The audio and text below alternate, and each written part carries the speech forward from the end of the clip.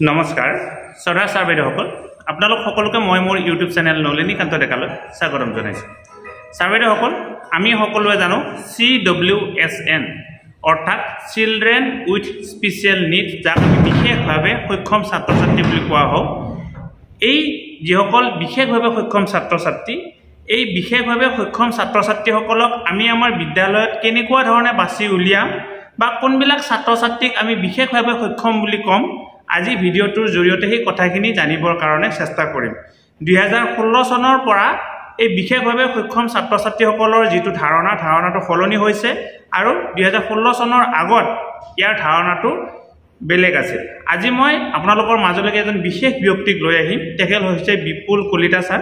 বিপুল কলিতা ছাৰে আপোনালোকক এই CWSN কি হয় বা CWSNৰ ছাত্ৰ ছাত্ৰীসকলক আমি আমাৰ বিদ্যালয়তে কেনেকুৱা ধৰণে বাছনি কৰি তেওঁলোকৰ কাৰণে বিশেষ কি সা সুবিধা আছে সেইখিনি দিয়াব পাৰোঁ, সেই কথাখিনি ক'ব। আহকচোন তেখেতৰ মুখেৰে এই CWSN কি হয় সেইখিনি বিতংকৈ জানিবৰ কাৰণে চেষ্টা কৰোঁ। নমস্কাৰ, মোৰ নাম শ্ৰী বিপুল কলিতা। মই খৈৰাবাৰী শিক্ষা খণ্ডত ইনক্লুচিভ এডুকেশ্যনৰ সমল শিক্ষক হিচাপে কৰ্মৰত হৈ আছোঁ। আৰু আজি এই ভিডিঅ'টোৰ জৰিয়তে শ্ৰদ্ধাৰ নলিনীকান্ত দেৱে যিখিনি আমাৰ চিলড্ৰেন উইথ স্পেচিয়েল নিডছৰ ওপৰত দুআষাৰ বক্তব্য ৰাখিবৰ কাৰণে মোক আমন্ত্ৰণ জনালে, তাৰ বাবে মই তেখেতক ধন্যবাদ জনাইছোঁ। আৰু বৰ্তমান আমাৰ সময়ত আমাৰ স্কুলবিলাকত যিহেতু ইনক্লুচিভ এডুকেশ্যনৰ ছিষ্টেমটো চলি আছে, ইনক্লুচিভ এডুকেশ্যন অৰ্থাৎ সকলো ধৰণৰ জাতি ধৰ্ম বৰ্ণ নিৰ্বিশেষে বা প্ৰতিবন্ধী আমাৰ সকলো ছাত্ৰ ছাত্ৰীয়ে আমাৰ সাধাৰণ বিদ্যালয়তে সাধাৰণ শিক্ষকসকলৰ জৰিয়তে শিক্ষা গ্ৰহণ কৰাৰ যিটো সুবিধা আমাৰ ইনক্লুচিভ এডুকেশ্যনে দিছে, আৰু তাত যিটো আমাৰ বিভিন্ন ধৰণৰ চিলড্ৰেন উইথ স্পেচিয়েল নিডছ থকা ছাত্ৰ ছাত্ৰী আমাৰ আছে। গতিকে RPD এক্ট মতে, RPWD এক্ট 2016 মতে আমাৰ 21 প্ৰকাৰৰ ডিছেবিলিটি ইতিমধ্যে চিনাক্তকৰণ কৰা হৈছে। আৰু এই 21 প্ৰকাৰৰ ডিছেবিলিটিৰ বিষয়ে মই চমুকৈ আজিৰ এই ভিডিঅ'টোৰ জৰিয়তে ক'ব বিচাৰিছোঁ। প্ৰথমে মই ক'ব বিচাৰিছোঁ লোকমটৰ ডিছেবিলিটি। লোকমটৰ ডিছেবিলিটি হৈছে অংগ সঞ্চালন বাধাগ্ৰস্ততা। আৰু এই অংগ সঞ্চালন বাধাগ্ৰস্ততাত আমাৰ যিকেইটা সঞ্চালন কৰিব পৰা অংগ আছে, যেনে ধৰক হাত ভৰি, এইকেইটা হৈছে আমাৰ সঞ্চালন কৰিব পৰা অংগ। আৰু এই সঞ্চালন কৰিব পৰা অংগবিলাকত যিসকল ছাত্ৰ ছাত্ৰীৰ ডিফৰ্মিটি বা তেনেকুৱা ধৰণৰ অসুবিধা আছে, বা কাৰোবাৰ হয়তো আঙুলিকেইটা নাই, কাৰোবাৰ ভৰিখন অকণমান বেকা, তেনেকুৱা ধৰণৰ যিখিনি অসুবিধা আছে, তেনেকুৱা ধৰণৰ অসুবিধা থকা ছাত্ৰ ছাত্ৰীসকলক আমি লোকমটৰ ডিছেবিলিটিৰ অন্তৰ্ভুক্ত কৰিছোঁ। গতিকে বিদ্যালয়ত শিক্ষকসকলে যদি এনেকুৱা ধৰণৰ ছাত্ৰ ছাত্ৰী পায়, তেনেহ'লে তেওঁলোকক নথিভুক্ত কৰিব পাৰিব। ইয়াৰ উপৰি 2 নম্বৰতে আছে আমাৰ লেপ্ৰচি কিয়ৰ্ড। লেপ্ৰচি কিয়ৰ্ড এইটো সকলোৰে জ্ঞাত যে কুষ্ঠ ৰোগৰ ফলত আমাৰ হাত ভৰি আদিৰ আঙুলিবিলাক ক্ষয় হয়, আৰু এই ক্ষয় ৰোগটোকে লেপ্ৰচি বুলি কোৱা হৈছে। গতিকে যিসকল ব্যক্তিৰ লেপ্ৰচি ইতিমধ্যে কিয়ৰ হৈছে, কিন্তু কিয়ৰ হোৱাৰ পিছতো তেওঁলোকৰ অংগক্ষত ইতিমধ্যে হৈছে, ধৰক হাতৰ আঙুলি নাইকিয়া হৈছে, নহ'লে ভৰিৰ আঙুলিবোৰ ক্ষয় গৈ নাইকিয়া হৈছে। গতিকে তেনেকুৱা ধৰণৰ যিটো অৱস্থা বা চিটুৱেশ্যন, তেনেকুৱা অৱস্থাত যিসকল ব্যক্তি আছে বা শিশু আছে, তেওঁলোককো এই আইনখনে ডিছেবিলিটিৰ অন্তৰ্ভুক্ত কৰিছে। ইয়াৰ পিছতে আছে চেৰিব্ৰেল পলচি অৰ্থাৎ মস্তিষ্কৰ পক্ষাঘাত। চেৰিব্ৰেল পলচি থকা শিশুসকলক আমি চিনাক্তকৰণ কৰিব পাৰোঁ 3 প্ৰকাৰত ভাগ কৰা হৈছে।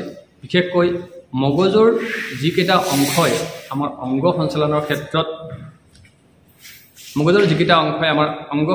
ক্ষেত্ৰত সহায় কৰে, সেই অংশকেইটাৰ বিশেষ ধৰণৰ আঘাত লগাৰ ফলত হয়তো জন্মৰ আগতে হ'ব পাৰে মাতৃগৰ্ভত, বা জন্মৰ মুহূৰ্তত বা জন্মৰ পিছতো বিভিন্ন ধৰণৰ আঘাত লগাৰ ফলত আমাৰ চেৰিব্ৰেল পলচিৰ সমস্যাটোৰ সৃষ্টি হয়। যেনে ধৰক আমাৰ হাতখন সঞ্চালন কৰোঁ, আমাৰ মগজুৰ এটা নিৰ্দিষ্ট অংশই আমাক নিৰ্দেশনা দিয়ে। গতিকে সেই নিৰ্দেশনা দিয়া অংশটোত যদি আমাৰ আঘাত লাগে, তেতিয়াহ'লে সেইসকল ছাত্ৰ ছাত্ৰী হাত ভৰি আদি সঞ্চালন কৰাত অসুবিধা আহি পৰে। গতিকে মগজুৰ বিশেষ অংশবোৰত দুখ পায় বা আঘাতৰ ফলত যিটো সমস্যাৰ সৃষ্টি হয় সঞ্চালনৰ ক্ষেত্ৰত, সেইটোকে চেৰিব্ৰেল পলচি বুলি কোৱা হৈছে।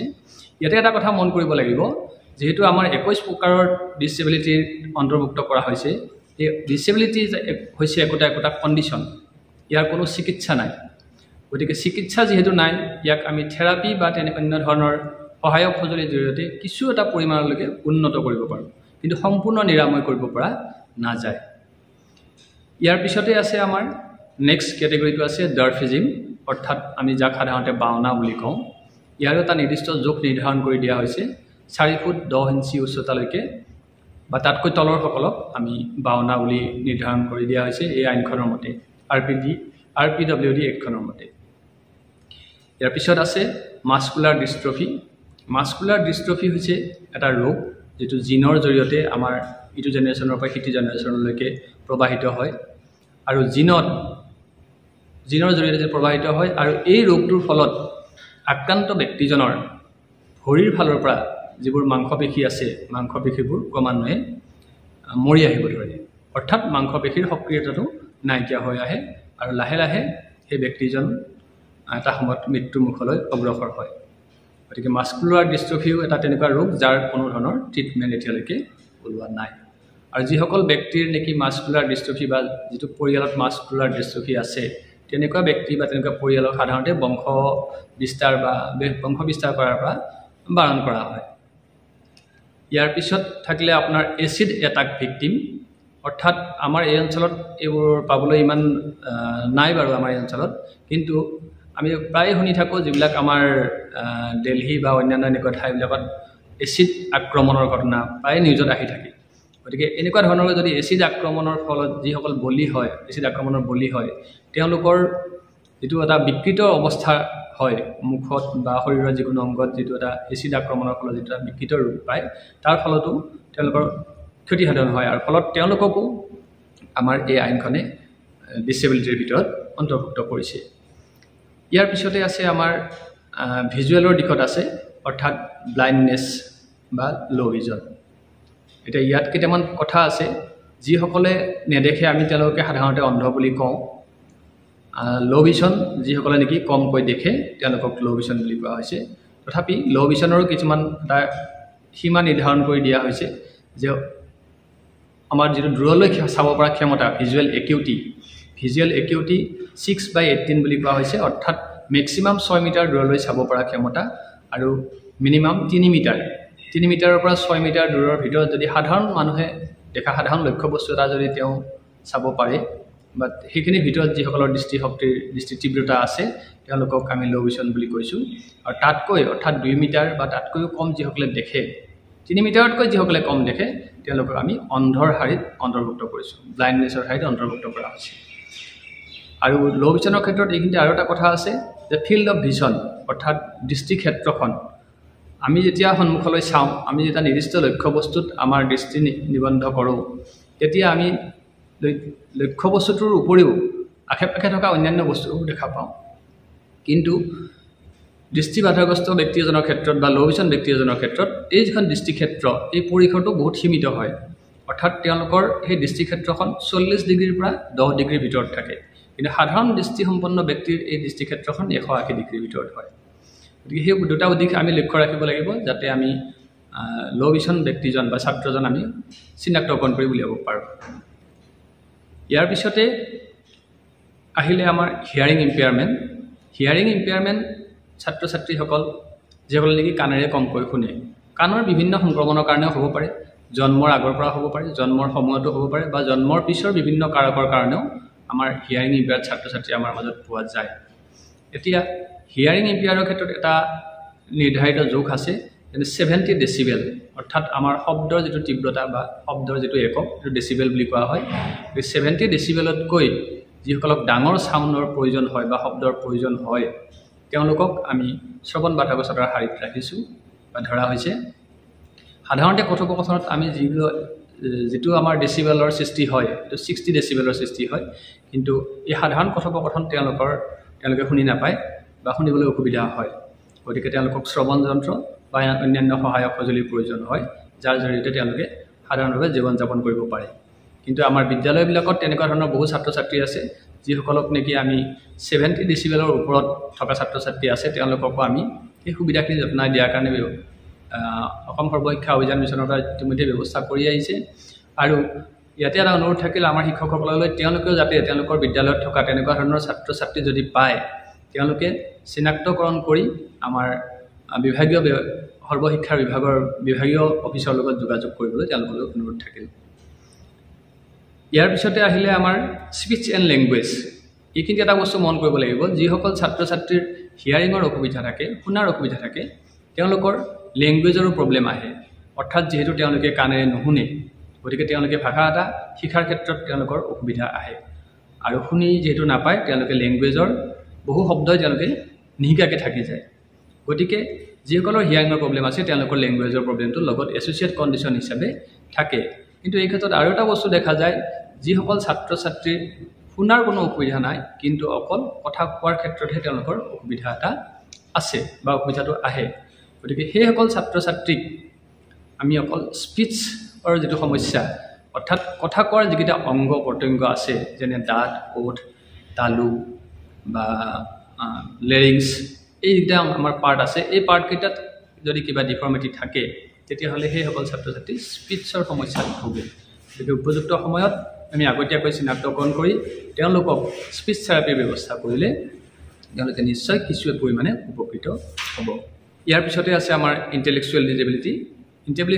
ইণ্টেলেকচুৱেল ডিজেবিলিটিত আমাৰ যিসকল ছাত্ৰ ছাত্ৰীক ধৰা হৈছে, তেওঁলোকক আমি সাধাৰণতে মানসিকভাৱে বাধাগ্ৰস্ত বুলি কোৱা হয়।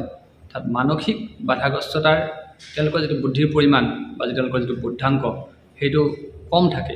অৰ্থাৎ সাধাৰণ মানুহৰ যিটো মানসিক যিটো বুদ্ধাংক, সেইটো আমাৰ 70 বুলি ধৰা হয়। এইটো কোনো পাৰ্চেণ্টেজ নহয়, এটা 70 এটা সংখ্যা মাত্ৰ ধৰি লোৱা হয়। আৰু তাতকৈ যিসকলৰ বুদ্ধিৰ পৰিমাণ বা বুদ্ধাংক কম থাকে, তেওঁলোকক আমি মানসিক বাধাগ্ৰস্ত বুলি ধৰি লওঁ। আৰু এই মানসিক বাধাগ্ৰস্ত ছাত্ৰ ছাত্ৰীসকলে সাধাৰণ ল'ৰা ছোৱালীতকৈ তেওঁলোকৰ বুজাৰ ক্ষমতাটো বহু কম থাকে, বহু কমকৈ বুজে।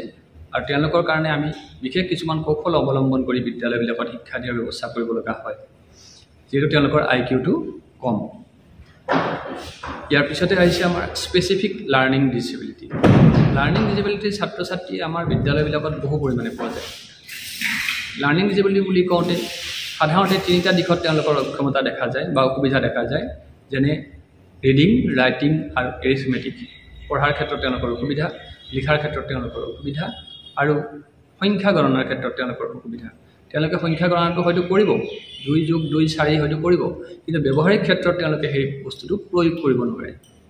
প্ৰয়োগ কৰাৰ ক্ষেত্ৰত তেওঁলোকৰ অসুবিধা। ঠিক তেনেকৈ ৰাইটিঙৰ ক্ষেত্ৰত তেওঁলোকক দেখা যায়, যেনে 96 আৰু 69, দুইটা বস্তু দেখিবলৈ প্ৰায় একে নিচিনা সংখ্যাকেইটা। গতিকে তেনেকুৱা ধৰণৰ যেতিয়া একে ধৰণৰ আখৰ বা একে ধৰণৰ বৰ্ণ বা একে ধৰণৰ সংখ্যা তেওঁলোকৰ সন্মুখত দাঙি ধৰা হয়, তেওঁলোকৰ এইবোৰ চিনাক্ত কৰাত অসুবিধা আহি পৰে। আৰু পঠনৰ ক্ষেত্ৰতো ঠিক তেনেদৰে তেওঁলোকৰ অসুবিধা আছে।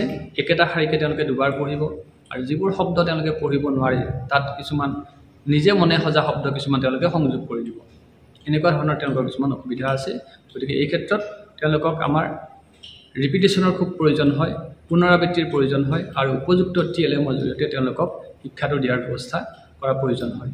যদি আমি উপযুক্ত TLM বা সহায়ক সঁজুলি আদিৰ সহায়ত তেওঁলোকক আমি পাঠদানটো কৰোঁ, তেতিয়াহ'লে তেওঁলোকে সেই বিষয়বস্তুটোত লাহে লাহে অগ্ৰসৰ হ'বলৈ সক্ষম হয়। ইয়াৰ পিছত আমাৰ আৰু এটা ডিজেবিলিটি আছে, এইটো হৈছে অটিজিম স্পেক্ট্ৰাম ডিছঅৰ্ডাৰ। এই অটিজিম স্পেক্ট্ৰাম ডিছঅৰ্ডাৰটো বৰ্তমান সময়ত বহুলভাৱে দেখা পোৱা গৈছে। বিশেষকৈ আমাৰ যিটো আমাৰ পেণ্ডামিক আছিলে, কৰোণাৰ মহামাৰীৰ সময়ৰ পিছৰ পৰা, যিহেতু আমাৰ ছাত্ৰ ছাত্ৰীসকলক, আমাৰ ল'ৰা ছোৱালীসকলক আমি ঘৰত মোবাইলটো ব্যৱহাৰ কৰিবলৈ দি আমি অন্যান্য কামত ব্যস্ত হৈ থাকোঁ। আমাৰ শিশুসকলে মোবাইলটোতেই মনোনিৱেশ কৰি থাকে দিনটো। গতিকে মোবাইলটো বেছিকৈ ব্যৱহাৰ কৰাৰ ফলত ছাত্ৰ ছাত্ৰীসকলে বাহ্যিক জগতৰ লগত যিটো সম্পৰ্ক বা সাধাৰণ মানুহৰ লগত যিটো কথোপকথন, কথা কোৱাৰ যিটো প্ৰক্ৰিয়া, সেইটো তেওঁলোকৰ বহু পৰিমাণে কমি গৈছে। অৰ্থাৎ তেওঁলোকে এখন নিজৰ জগততেই মোবাইলটো হাতত লৈ তাকে চাই পেলাই তেওঁলোকে পঢ়ি থাকে।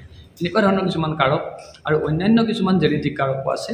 আৰু কিছু কাৰণ এতিয়ালৈকে মেডিকেল চাইন্সে উদ্ঘাটন কৰিবই পৰা নাই, কি কাৰণে অটিষ্টিক শিশুৰ জন্ম হয়। গতিকে এনেকুৱা ধৰণৰ কিছুমান কাৰণত এই ভাৱপ্ৰৱণ অটিষ্টিক চাইল্ডক ভাৱপ্ৰৱণ বুলিও কোৱা হয়, ভাৱপ্ৰৱণ শিশুসকল পোৱা যায়।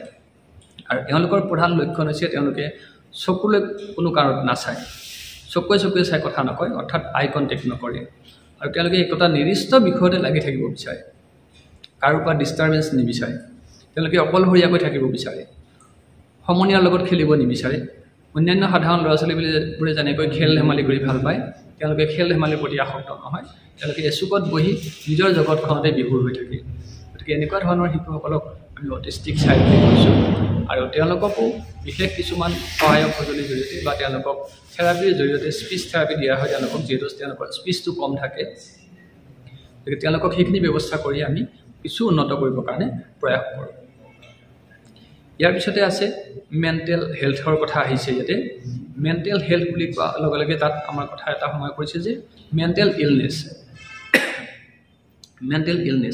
অৰ্থাৎ মানসিক ৰোগটো ৰোগৰ চিকিৎসা আছে কিন্তু কিছুমান কণ্ডিশ্যনত মানসিক ৰোগৰ কেইটামান কণ্ডিশ্যনৰ চিকিৎসা এতিয়ালৈকে উদ্ভাৱন হোৱা নাই আৰু সেইবাবে মানসিক ৰোগকো আমাৰ বাধাগ্ৰস্ততাৰ ভিতৰত অন্তৰ্ভুক্ত কৰা হৈছে বিশেষকৈ স্কিজোফ্ৰেনিয়া নামৰ এবিধ ৰোগ আছে যাক নেকি আমাৰ কোনো ধৰণৰ চিকিৎসা ব্যৱস্থা এতিয়ালৈকে নাই মেডিচিন দি তাক খালি কিছু দমন কৰি ৰখা হয় যিসকল ব্যক্তিয়ে নেকি নিজৰ মাজতে নিজে কথা কৈ থাকে যিসকল ছাত্ৰ ছাত্ৰী নিজৰ মাজতে কথা কৈ থাকিব হাঁহিব কেতিয়াবা কান্দিব এনেকুৱা ধৰণৰ আচৰণ তেওঁলোকৰ থাকে গতিকে এই স্কিজোফ্ৰেনিয়াত আক্ৰান্ত ব্যক্তিসকলকো আমাৰ এই আইনখনে সামৰি লৈছে আৰু তেওঁলোককো বাধাগ্ৰস্ত ৰূপে চিনাক্তকৰণ কৰিছে ইয়াৰ পিছতে আছে ক্ৰনিক নিউৰলজিকেল কণ্ডিশ্যন এইটো এটা চেণ্ট্ৰেল নাৰ্ভাছ ছিষ্টেমৰ এটা সমস্যা য'ত নেকি আমাৰ চেণ্ট্ৰেল নাৰ্ভাছ ছিষ্টেমৰ আৰু বডিৰ লগত যিটো এটা সম্পৰ্ক থাকিব লাগে এই কোৰিলেশ্যনটো কমি যায় যাৰ ফলত নাৰ্ভাছ ছিষ্টেমটোৱে আমাৰ শৰীৰটো সম্পূৰ্ণৰূপে নিয়ন্ত্ৰণ কৰাত অসমৰ্থতা প্ৰদান কৰে গতিকে এনেকুৱা ধৰণৰ সমস্যাবিলাককো আমাৰ বৰ্তমানে এই ডিজেবিলিটিৰ ভিতৰত অন্তৰ্ভুক্ত কৰিছে ইয়াৰ পিছত আহিছে মাল্টিপল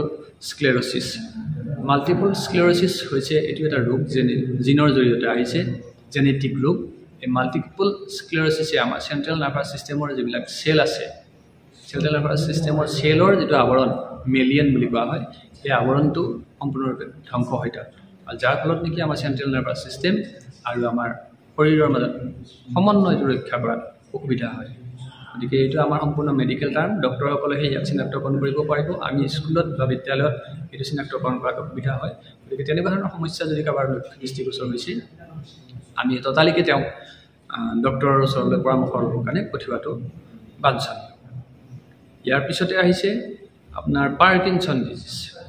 পাৰ্কিনছন ডিজিজটো এনেকুৱা এটা বস্তু য'ত নেকি আমাৰ ইয়াতো নাৰ্ভাছ ছিষ্টেমটোৱে জড়িত হৈ আছে আৰু পাৰ্কিনছন ডিজিজত আমাৰ শৰীৰৰ অংগ প্ৰত্যংগবোৰ জোকাৰণি অৰ্থাৎ কঁপনিৰ সৃষ্টি হয় হাত ভৰি বা মূৰটো সদায় কঁপি থাকে গতিকে এনেকুৱা ধৰণৰ অৱস্থাটোকে আমি পাৰ্কিনছন বুলি কৈছোঁ এইটো আমাৰ শিশুসকলৰ মাজত বিশেষকৈ দেখা নাযায় কিন্তু বয়সস্থ ব্যক্তিসকলৰ মাজত এই বস্তুটো দেখা যায় গতিকে ইয়াকো আমাৰ বাধাগ্ৰস্ততাৰ মাজত অন্তৰ্ভুক্ত কৰা হৈছে RPDW এক্টখনৰ মতে ইয়াকো অন্তৰ্ভুক্ত কৰা হৈছে ইয়াৰ উপৰিও আমাৰ ব্লাড সম্পৰ্কীয় কেইটামান ডিজেবিলিটি আছে তেজৰ লগত জড়িত কেইটামান ডিজেবিলিটি আছে যিকেইটা নেকি আমি চিনাক্তকৰণ কৰাত বা আমি সাধাৰণ শিক্ষকসকলে চিনাক্তকৰণ কৰাত আমাৰ অসুবিধা হয় বিদ্যালয়ত আমি চিনাক্তকৰণ কৰিব নোৱাৰোঁ আমি তেওঁলোকক মেডিকেল ইণ্টাৰভেনশ্যনৰ কাৰণে পঠিয়াব লাগিব আৰু তাত যদি চিনাক্তকৰণ হয় তেতিয়াহ'লেহে আমি নিশ্চিত হ'ব পাৰিম যে তেওঁ এইটো ৰোগত ভুগিছে তাৰ ভিতৰতে আছে প্ৰথমতে